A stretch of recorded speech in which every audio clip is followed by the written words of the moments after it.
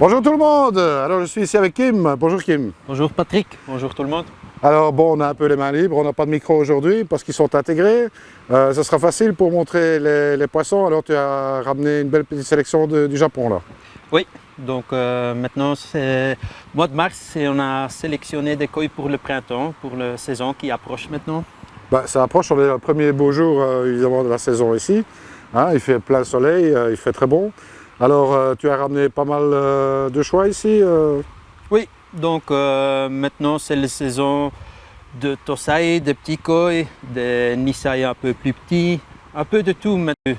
Beaucoup de variétés, beaucoup de choix et pas trop cher et quand même aussi un peu de top qualité encore. Eh bien, on va voir un petit peu qu'est-ce que tu nous as ramené du Japon. En tous les cas, une chose est sûre, c'est qu'on a filmé déjà un petit peu au magasin les différents tosai, hein, des petits formats. Bon, ça commence à des prix très compétitifs. Hein. Oui, donc là le but c'est attirer les gens pour commencer avec des koi ou les gens qui aiment expérimenter avec les petits koi pour grandir, d'avoir un choix avec beaucoup de variétés qui sont un peu moins courantes. Beaucoup de couleurs. Oui. Hein, beaucoup de couleurs, il y a du choix, il y a des beaux petits koi là-dedans, hein, il ne faut pas se leurrer. Il y a des choses qui peuvent grandir très bien là-dedans. Oui, oui, on a vraiment cherché et je suis content de la sélection. Alors avant qu'on démarre, peut-être des journées portes ouvertes prévues? Oui, donc les portes ouvertes seront le 20 et le 21 avril. Donc c'est pas encore très proche, mais nous on attend toujours le moment où nous croyons que c'est bon pour mettre les koi dehors. À mon avis maintenant c'est encore trop tôt, donc on fait 20 avril et on espère qu'il fera beau. Alors bon, il y aura toujours des activités comme toujours, hein. Bon, il y aura moyen de boire une tasse de café, des choses comme ça. Oui, oui, oui. Ouais, donc, oui, la bière, tasse de café et un peu d'activités, de nouveautés comme toujours. Hein, ouais. Bon, au terme des nouveautés, quelque chose de particulier à signaler cette année? Ben, ce que nous recherchons maintenant, c'est question de santé de koi, d'éviter un peu les médicaments et d'aller dans le chemin préventif. Et là, on a testé plusieurs choses cet hiver qui sont quand même intéressantes. Je les ai mis quelque part, tantôt je vais montrer. Et je pense que c'est important pour les gens aussi d'éviter de prendre les médicaments et plutôt de travailler sur l'immunité et sur qualité d'eau et autre chose. Et là, on a expérimenté un peu et c'est intéressant quand même. En tous les cas, bon, ça c'est une chose, ce sont les produits, je veux dire, qu'ils soient probiotiques ou pas. Et puis alors après, il y a aussi tout ce qui concerne la filtration. Oui. Hein, bon, la filtration, il faut rappeler que bon, il y a d'abord une bonne filtration et puis acheter des beaux poissons, parce que l'inverse, ce serait malheureux d'avoir une mauvaise filtration avec des beaux poissons. Oui, donc le plus important pour un koi, c'est l'eau. Et une bonne eau, ça commence avec une bonne filtration. Et là, le marché est en train de se développer dans le chemin où il faut. Les filtres deviennent de plus en plus meilleurs en qualité et aussi question de consommation. Les pompes commencent à consommer beaucoup moins qu'il y a 5 ans ou 6 ans. Et ça, c'est intéressant pour tous les hobbyistes maintenant. Bien sûr. Alors bon, on peut toujours venir demander des conseils parce que tu fais des filtrations sur mesure en fonction des besoins, du volume, etc. quoi. Voilà, oui. Donc n'hésitez pas à faire appel à Kim. Hein, je pense qu'il a tout ce qu'il faut hein, jusqu'au high-tech, hein, tu fais. Oui, on est, parce qu'on aime trop les koi, on est fort intéressé dans la technique et on est toujours en train de tester un peu ce qui est sur le marché et si ce n'est pas sur le marché, de l'inventer. Donc, et là, on a pour beaucoup de situations déjà trouvé des solutions. Mais c'est toujours selon le client aussi parce qu'il y a chaque situation, chaque étang, chaque homme est différent. Donc là, il faut chercher comment le faire. Bon compromis. Oui, le bon compromis. Eh bien, on va directement aller voir un petit peu ce qui se passe dans les bacs chez toi et voir un peu ta sélection, qu'est-ce que tu nous as ramené du Japon. Oui. À tout à l'heure, restez avec nous. Alors Kim, voilà, première sélection, premier bol ici avec de superbes sankei. Oui, donc il y a 3 Deutsche Sankei, une variété toujours bien appréciée par tout le monde. Même moi, avec à peu près toutes les années, j'aime encore beaucoup le Deutsche Sankei. Il y a 2 Nisai et il y a un Sansai, donc 2 koi de 2 ans et un de 3 ans. Ils sont tous de Shinoda, si je ne me trompe pas. faut seulement dire, ces koi-là, ils sont arrivés un peu plus qu'une semaine, donc ils sont déjà beaux, mais ils seront encore plus beaux dans un mois. Oui, il faut le temps qu'ils se remettent un petit peu du Oui, voyage oui. et tout ça, voilà. Oui. Donc, Enfin, on ne peut pas dire qu'il y a grand-chose à jeter là-dedans, hein. Donc ils sont vraiment superbes, il n'y a pas de défaut, hein, pour ainsi dire. Non, non, non. Donc ce sont de très très beaux koi. Non. Mais ils sont tous les trois un peu différents, hein, donc c'est pour ça que j'ai montré. Il y a un qui est un peu avec un pattern classique, un peu comme un kohaku avec le soumis entre le béni, ce qui est beau. Et l'autre c'est plutôt un peu un akasanke qui devient presque comme un showa, mais c'est encore un sanke. Donc il y a plusieurs styles, hein, beaucoup de possibilités quand on a 3 couleurs. Bien sûr, bon, ben, après c'est un petit peu au coup de cœur, hein, que ça marche. Hein. Chacun doit un peu trouver ce qu'il a envie d'avoir dans son bassin, quoi. Ouais, ouais. Mais c'est quand même bonne qualité, celle-là. Très bonne qualité, effectivement, très belle peau. Hein. Oui, et ce qui est important avec un Doitsu Sanke, c'est le béni. Hein. Il faut vraiment que le béni, le rouge donc, est épais et qu'il n'y a pas de différence parce que souvent il y a des endroits où c'est orange et des endroits où le rouge est plus foncé et ça c'est mauvais. Et c'est pas bien pour la qualité. Oui, c'est vrai, ils sont très uniformes. Hein. Ouais. Et souvent le béni dans la deuxième partie a beaucoup moins de qualité. Ici ça reste bien et ça c'est important. Donc, bien sûr. Ben, chaque chose a son importance, hein, au niveau du choix d'un koi. Ouais. Ben, avant tout c'est un coup de cœur. Je crois que bon, à moins de vouloir absolument jouer dans les koi show. Le coup de cœur c'est important. Mais il faut aussi que quelqu'un donne de la vie pour le futur parce que sinon il y a beaucoup de koi qui sont en 1 ou 2 ans au début très beaux mais alors qu'ils deviennent moches. Et nous quand on choisit, on essaye toujours de choisir des koi qui ont encore du potentiel pour garder les couleurs et leur beauté. Et comme cette sélection c'est un bon exemple de ça. Voilà. Ok, ben, premier bowl, c'est déjà super. Alors bon, ben, ce n'est que le premier. On va continuer là-dessus. Le deuxième. Restez avec nous. Ouais. Voilà Kim, un nouveau bowl ici. Oui, c'est un bowl avec une fois autre chose. Il y a des gens qui vont dire qu'est-ce qu'il a pris maintenant. Mais heureusement, il y a des gens avec des autres goûts encore. Donc on a un peu de tout. Hein. Ce que je voulais montrer ici, c'est deux Doitsu Karashigoi. Je les montre parce que ce sont les koi le plus gentils du monde, on peut dire. Peut-être un peu exagéré, mais pas beaucoup. Tout le monde connaît les shagoi comme comment on dit ça, des koi polis. Mais celles-là sont encore beaucoup pires. C'est des koi qui veulent manger tout le temps, qui sont tout le temps au bord de l'étang. Donc s'il y a des gens qui ont des koi qui sont un peu stressés maintenant, ça c'est la sorte qu'il faut. Oui, c'est ça, à Karachi, ça pacifie un petit peu oui, mais le les restant Doitsu, des koi. c'est vraiment incroyable. Maintenant, les éleveurs sont un peu en train de croiser parce qu'il y a Doitsu Kigoi, Doitsu Karashigoi, Midorigoi qui se ressemblent tous un peu. C'est ça. Mais comme Midorigoi, c'est un peu plus dangereux parce que le dos parfois devient un peu gris et un peu sale. On rappellera que le Midorigoi, c'est un koi qui a des reflets verts. Hein. Oui, qui est plutôt un peu vert, mais c'est un peu, pas tout à fait la même chose, mais ça se ressemble un peu. Mais je conseille plutôt celle-là parce qu'ils sont beaucoup plus gentils et la couleur est stable. Et ils grandissent très bien aussi. C'est ça. C'est chouette. Alors un superbe Ariwake ici. Oui. Donc jaune et blanc. Oui. C'est un koi qui est bien apprécié par les femmes. Mais aussi, il y a des hommes aussi. Hein. Mais c'est un beau koi. C'est un koi bien apprécié, mais là nous cherchons avec beaucoup de jaune toujours parce qu'on voit que souvent les Ariwake ils deviennent des Doitsu Platinum, que le jaune disparaît en grandissant.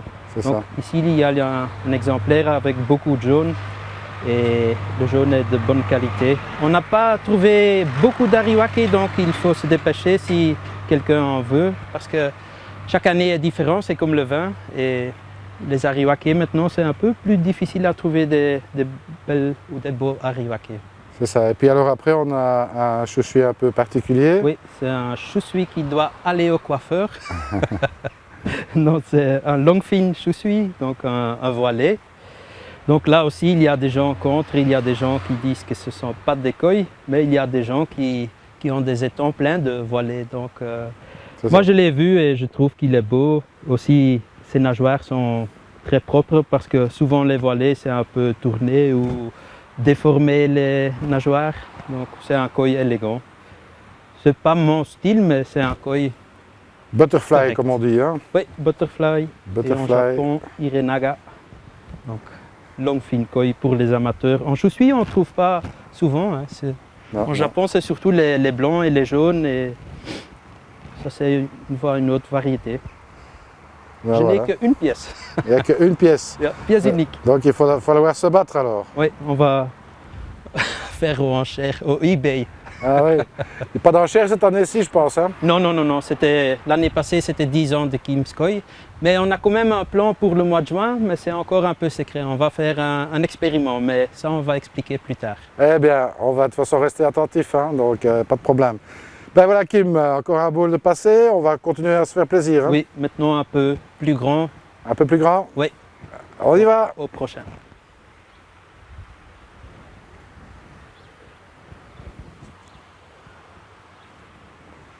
Alors Kim, ici quelques Oshiba. Oui, donc on n'est pas encore aux grandes tailles, mais je voulais encore montrer une sorte qu'on manquait un peu en octobre, en Nisai quand même. Donc il y a ici 3 Nisai Ginrin Oshiba. Donc c'est aussi une sorte très populaire, mais très difficile à élever, donc parfois c'est pas facile à trouver. Et ici il y a quand même 3 espèces qui sont de bonne qualité, et je pense tous les 3 femelles. Donc ce sont des Ginrin Oshiba de Yamazaki. C'est un éleveur qui fait beaucoup de variétés et beaucoup en standard, mais si on cherche bien, on peut trouver des choses vraiment beaux et à un prix raisonnable, ce qui est important aussi. Ça c'est clair. Ouais. Donc les gens qui veulent un koi calme et qui n'aimaient pas l'autre variété qu'on vient de montrer, ici il y a un alternatif. Ginrin Oshiba. Donc, Ouais, toujours agréable un Oshiba. oui. Et ici, quand il fait chaud, pendant l'été, le brun fonce, et quand il fait plus froid, ça devient un peu plus clair. Mais on voit qu'ils sont déjà bien foncés, donc ça c'est agréable. Pendant l'hiver, l'été, ils vont foncer encore un petit peu et ça sera encore plus beau. Voilà. Et puis c'est Ginrin, donc ça va sortir dans le bassin. Hein, Oui, c'est beau. Moi j'aime bien Ginrin Oshiba, Ginrin Showa. Il y a des variétés qui sont vraiment beaux en Ginrin. C'est ça. Voilà. Voilà. Bon, on va continuer avec quelque chose un peu plus grand maintenant. Oui, maintenant on arrête avec les petits. C'est ça. Des grands koi. Allez.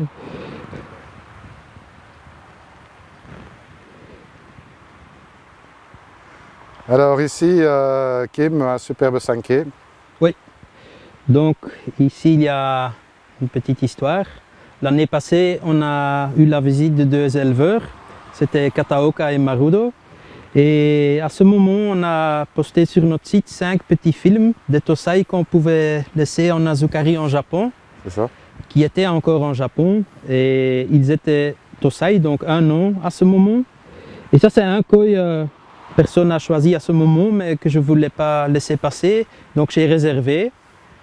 Je ne l'avais jamais vu en vrai, seulement comme Tosai sur le petit vidéo, mais j'y croyais quand même beaucoup. Et puis quand je suis allé en Japon octobre passé, je l'ai vu pour la première fois et j'étais très content avec les résultats. Donc ici il y a un Nisai, un koi de 2 ans, et on voit le body est superbe, c'est énorme.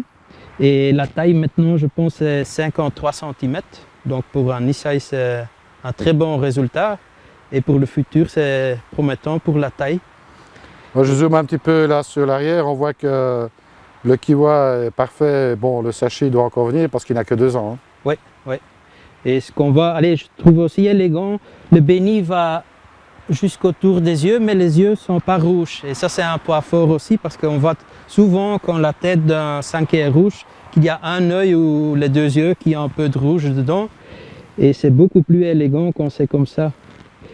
Et ce qu'on a vu maintenant aussi, l'année passée, on a donc vendu plusieurs Tosai à des clients qui aiment aussi d'expérimenter avec des crochets pour grandir les koi.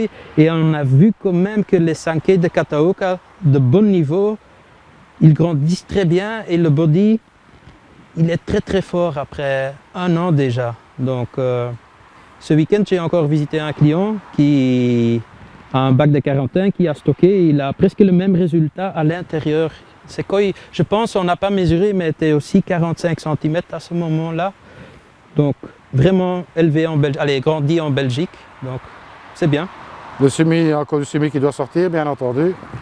Oui, je Un pense. petit peu Allez, à l'arrière. ici un peu encore, mais ici il est sorti. Mais le sumi d'un sankei, c'est quand même différent qu'un showa. Hein. Donc on voit déjà très bien où le sumi est, mais c'est élégant. Hein. C'est pas dans le beni, c'est le tsubo sumi.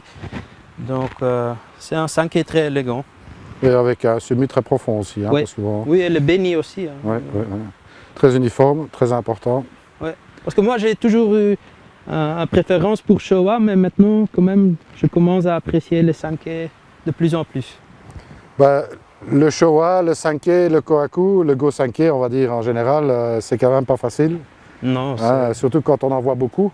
Et puis les avoir à un prix, je veux dire, équilibré aussi, parce que bon, ça peut Oui. chiffrer très vite hein, au Japon. Oui, mais le problème quand on visite Japon souvent et quand on va participer à l'Ikeage et à la récolte, on voit que c'est très très difficile. Parce que quand on voit une vidéo et on voit 200 sankei, ils semblent tous beaux, mais quand on est là et on voit le résultat, on voit quand même que beaucoup de koi, le résultat n'est pas bien. Et ça. donc, celles qui sont bien, le prix est là, c'est normal. Hein? Ils ont beaucoup de boulot et beaucoup de frais pour produire 1 ou 2 ou 10 vraiment bons koi. Mais ça, je crois qu'on ne le dit pas assez, hein, parce que bon, c'est vrai que faire des sélections, c'est pas simple. Il y a beaucoup de déchets. Ouais. Et bon, Bah ici, les gens en Belgique, ils voient toujours les bons résultats. Mais il y a beaucoup de koi qu'on ne voit pas et où l'éleveur aussi a dû travailler 1, 2, 3 ans. Il a nourri, il a tous les mêmes frais qu'un beau koi et pour lui, il ne sait pas exporter ou vendre parfois. Hein. Donc, c'est pour ça que les Japonais sont si bien, hein, parce que je pense que les Belges, nous, on n'a pas le courage pour faire un tel travail pour avoir un si petit résultat. Hein. Bah oui, il faut du caractère. Il faut avoir envie de le faire. Oui, oui. Donc, on va passer sur autre chose, Kim? Oui, le prochain koi, je ne sais pas quoi encore, mais on verra. On verra. Restez avec nous. Alors, Kim, ici, un showa. Oui, encore un showa, mais dans notre éleveur. Et on voit quand même que le style est différent que le showa qu'on a vu avant. Donc maintenant, il s'agit d'un sansai, un showa de 3 ans. Et l'éleveur, c'est Sudaka qu'on dit, parce qu'il y a quelques Suda. Et c'est un éleveur, j'ai pas encore acheté beaucoup. Mais cette fois-ci, je mettrai bien quelques showa. Je trouve que le body est très bien. Et ce qui est bien aussi, c'est quelqu'un qui ne force pas la nature. Ce que je veux dire, c'est quelqu'un qui ne chauffe pas trop les koi, qui laisse vraiment pendant l'hiver dans l'eau très très froide. Donc ce sont des koi qui sont bien adaptés à notre climat. Ce qui est important aussi, hein, avec les hivers, l'hiver qu'on a eu maintenant et l'hiver passé. Ouais, très belle qualité. C'est dangereux de mettre des koi qui sont habitués à de l'eau très très chaude dans de l'eau non chauffée. Donc ça c'est un koi naturel comme on dit. Oui, mais enfin pour un koi naturel, il est quand même fameux. Hein? Oui, il est fameux. Donc le body, je pense il est 63 cm quelque chose. Ouais, on rappelle qu'il a que 3 ans. Hein? Oui, donc ça c'est très bien. Hein. C'est pour ça que j'étais très étonné et j'ai quand même acheté cette fois-ci. Parce que je suis toujours un peu plus prudent pour changer ou d'acheter chez une autre adresse. Mais ici, allez, j'ai bien regardé le bac et j'ai retiré 2 showa et ça c'est un des 2. Et je recommande beaucoup. Je pense, oui. Ouais. Superbe pièce. Oui, c'est vraiment un showa classique.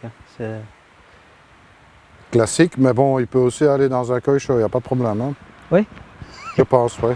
Oui. Il a tout ce qu'il faut pour. Ouais. Bon, un peu comme pour l'autre, un peu de spiruline, et le tour est joué. À mon avis, bon, il ne faut pas oublier qu'il sort de l'hiver, s'il n'a pas été poussé, il n'est pas au milieu de sa forme, je dirais, au niveau body. Non, non. Et quand on voit déjà le body qui reste, c'est pas triste. Hein. Oui, oui, oui. Quand Non, et on j'ai voit- vu quelques coils de 5 ans chez lui et c'est vraiment bien le résultat.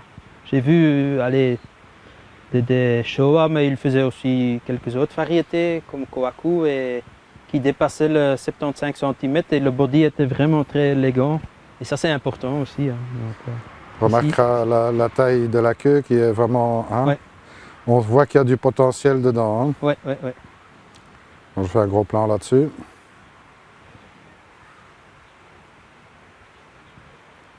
Superbe koi, rien à dire. Ça fera un heureux quelque part. Ouais. Oui, je pense qu'on va trouver facilement un amateur. Aussi, nous regardons toujours que le prix est correct et avec ce koi-là, c'est le cas.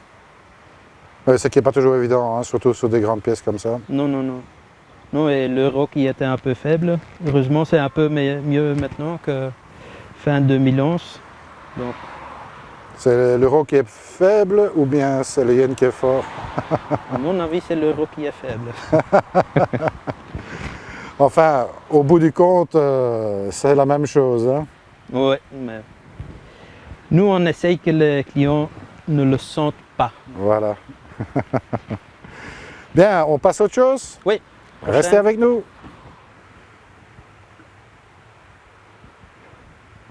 Alors Kim, ici, un Shiro. Oui. Donc vraiment un beau Shiro.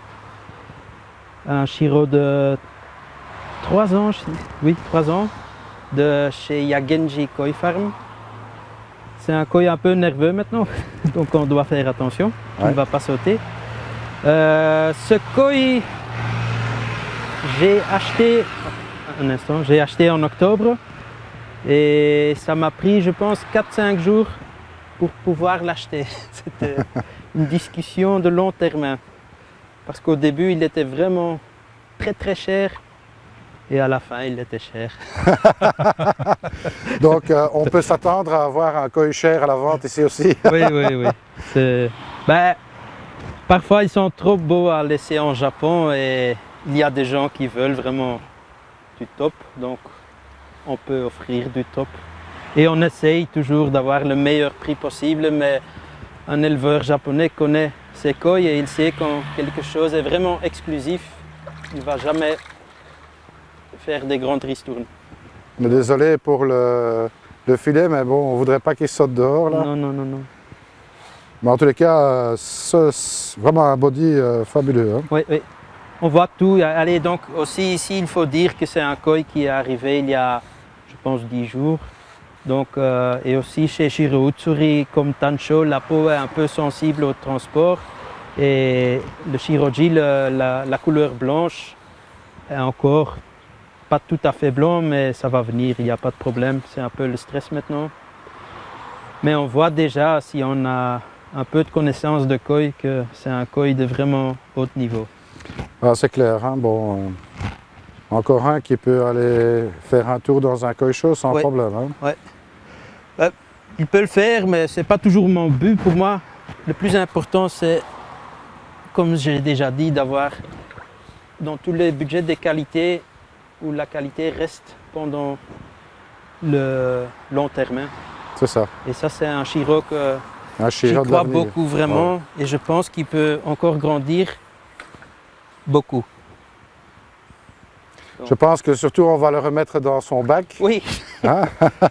parce qu'il est nerveux, mais moi aussi maintenant. Voilà. Ouais, ben, pour être nerveux, il est nerveux. Hein. Bel effort, Kim. Oui, désolé. Hein. Non, encore un.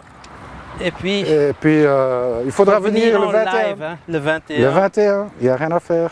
J'espère qu'on ne se trompe pas que c'est le 21. C'est le week-end du 20 et 21, je pense. Voilà.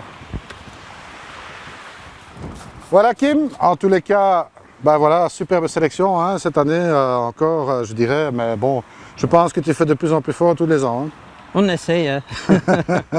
On veut, comme on dit, hein, on veut pas être le plus grand, mais on veut toujours être entre les meilleurs. C'est ça, ben, je pense qu'on peut le dire, il n'y a pas de souci avec ça. Alors tu avais quelques produits à nous montrer. Oui, donc ce qu'on a testé cet hiver, on teste beaucoup de choses toujours. C'est Sakani, donc ça vient de Shinji les produits. C'est quelqu'un qui croit un peu, pas alternative, mais dans les herbes et d'éviter les médicaments comme j'ai dit avant. Et Sakani, c'est un produit quand tu reçois un koi ou quand il a été malade pour rétablir. On dit ça? Oui. Et il conseille de mélanger avec des bactéries, des acides, comment on dit ça? Oui. Melxure, hein? Oui. Donc Danarex. Et ça, on a testé comme on avait des temps chauds, que la peau était rose et ça restait un peu trop rose. Et là, on a fait le test, il faut mettre un jour 1 et puis le 4e jour, mélanger avec l'Anarex et la peau est vraiment devenue plus blanche, sans médicaments, sans quelque chose. Et c'est un produit que j'ai commencé à utiliser, que des clients m'ont dit, c'est l'inverse un peu, qui m'ont dit qu'ils utilisaient, qu'ils étaient très contents. Et là j'ai testé, je suis aussi content. Ça ne fait pas de miracle, mais ça aide nos koi à être plus immunisés. Donc Sakani, je vais le montrer ici tout près de la caméra. Donc un nouveau produit. Enfin, peut-être pas si nouveau que ça, tout compte fait. Hein. Nouveau dans mon magasin. Je ne sais pas combien de temps voilà. ça existe, mais qui a passé le test chez Kim's Koi. C'est ça, voilà. Et alors, tu as encore d'autres? Oui, c'est la même lignée. C'est aussi intéressant parce que aussi, cet homme, il a connu quelqu'un qui a allé en japonais, qui lui a appris beaucoup de choses et qui disait pendant l'hiver, tout le monde arrête avec nourrir les koi, mais les koi ont quand même besoin d'une certaine quantité de nourriture et leur conseil c'est de mettre des choses qui nourrissent le koi par l'eau. C'est ça. Donc pas par la bouche, ben, ça passe par la bouche, mais par l'eau. Donc ici il y a des nutriments dedans, aussi des herbes et ça on met dans des périodes plus froides dans l'eau et comme ça le koi, on voit parfois pendant l'hiver qu'ils sont vraiment très affaiblis et sur le côté et ça aide vraiment contre ça. Donc du kin. Kin. Parce que parfois les prononciations, c'est pas toujours évident. Ouais, moi je dis kin. Mais... Enfin bon, oui, kin. Bon voilà, donc on en met beaucoup de ça. Oui, allez, je pense que c'est 25 millilitres et quelque chose. C'est ça. Je ne connais pas tout par cœur, mais voilà. Ça c'est pour. Donc il y a un mode d'emploi de toute manière. Oui. Alors c'est pas tout. Oui, et là, ça j'aime aussi. Dans le passé, on avait ça du Japon, mais puis l'importeur est arrêté. C'est de la nourriture, mais en pâte. C'est ça, c'est une nourriture en pâte, donc ce ne sont pas des sticks ou des granules, quoi. Non, ça il faut mélanger avec de l'eau et puis on a comme du pain qu'on fait dech, comment on dit ça? Oui. Et les koi aiment très bien, une fois qu'ils sont habitués, c'est très facile à digérer aussi parce que les granulés, parfois au début c'est un peu dur et ça tout de suite ils aiment. Et si tu veux, tu peux mélanger des vitamines dedans, autre chose. Allez, parfois il y a des gens qui donnent une semaine de crevettes ou n'importe. Donc ici il y a deux différents, donc celui-ci est spécialement pour le grossissement, on va dire. Hein. Pour grandir. Et celui-là, c'est pour les couleurs. C'est pour les couleurs. Donc, mais ça va renforcer les couleurs, mais pas changer le blanc du koi. Et ça c'est important. Ouais, bien sûr. Bien sûr. Donc ça c'est peut-être aussi intéressant. Les gens maintenant en Flandre, je pense en Wallonie, aussi aiment bien de cuisiner. Sur la télé, c'est tout le temps cuisiner. On peut cuisiner pour les koi maintenant. Ben voilà, Mister Chef pour les koi. Oui, on va faire un concours. C'est ça.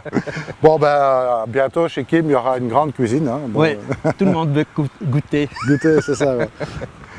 Ben voilà Kim, donc eh bien, merci en tous les cas d'avoir montré toutes tes belles acquisitions ici. Et puis bon, on rappelle encore une dernière fois, ben, c'est le week-end du 20 avril. Oui, on va mettre sur le site encore. Ah, je pense, hein, parce que bon... donc n'hésitez pas, s'il y a l'une ou l'autre chose qui vous intéresse, que vous souhaitez avoir un prix, ben, de toute façon on peut toujours téléphoner chez Kim, il n'y a pas de souci.